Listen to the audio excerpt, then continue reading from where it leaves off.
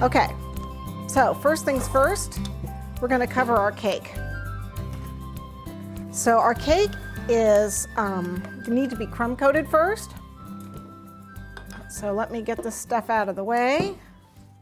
Got a little cornstarch and a little shortening here to help me out. Now I cut my board the size of my cake. This would be perfect for an Easter cake.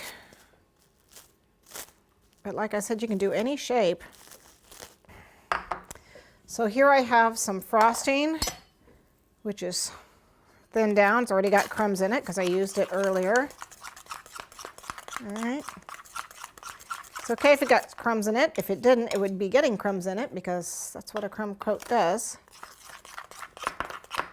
So we're just going to go ahead and frost this quickly. If you want to tort and fill this cake, you can. Since no one's eating this, I did not bother that I know of. All right, and what we're going to do is take our little trusty acetate sheet and smooth that down.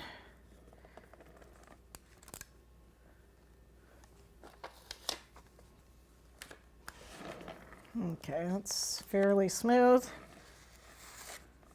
Okay, so we'll set this aside, roll out our fondant, and ready to cover it. Okay, so we've got this worked up so it's a nice soft consistency, nice and stretchy. So what we're going to do, it's a little sticky, so I'm going to use a little cornstarch because we're working under hot lights. This is more than what we need.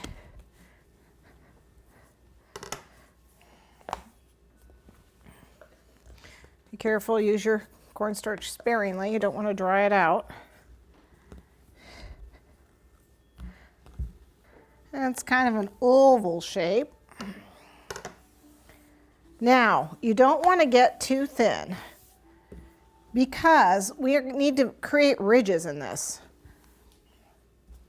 So when we roll it out, it's going to be a little bit thicker than normal because we want ridges. Okay, so we're going to be a little more than we would normally have it. Normally it would be around 1/8 of an inch, but I'm going to want it slightly thicker than that, so like 3/16. Oh, got a crumb in here, great. Get out of there, all right. All right, so once you get it to,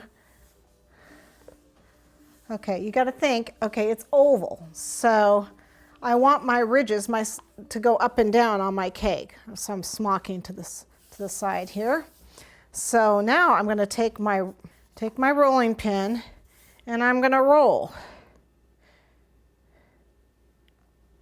Pressing down, creating the ridges as I go.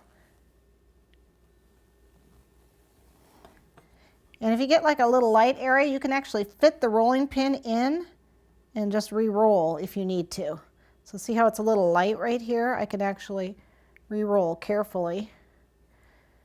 Okay, the same for if it's wider. See how I'm going to fit this right in the ridge and I'm going to carefully roll up this ridge. Right in the center. I'm fitting the rolling pin right in the center ridge. So that way it's overlapping. I don't need something quite this big, but you get the idea, okay? And then this you can't really see very well, so I'm actually going to re-roll this down here.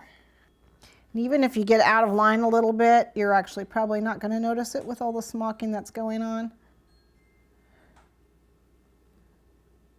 Okay. Okay, so now I have all these gorgeous ridges in it, and you need to work kind of fast.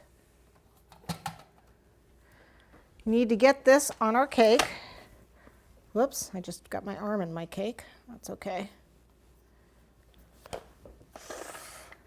And you need to make sure these lines go up and down. So make sure they are straight up and down my cake. They stretch a little bit, that's okay, don't worry about that. I need to get the frosting off my arm. There we go. Okay, so I can see, and I can gently move a line if I need to get it straight. Okay. Press around this base. This isn't going to matter, this base part isn't going to matter.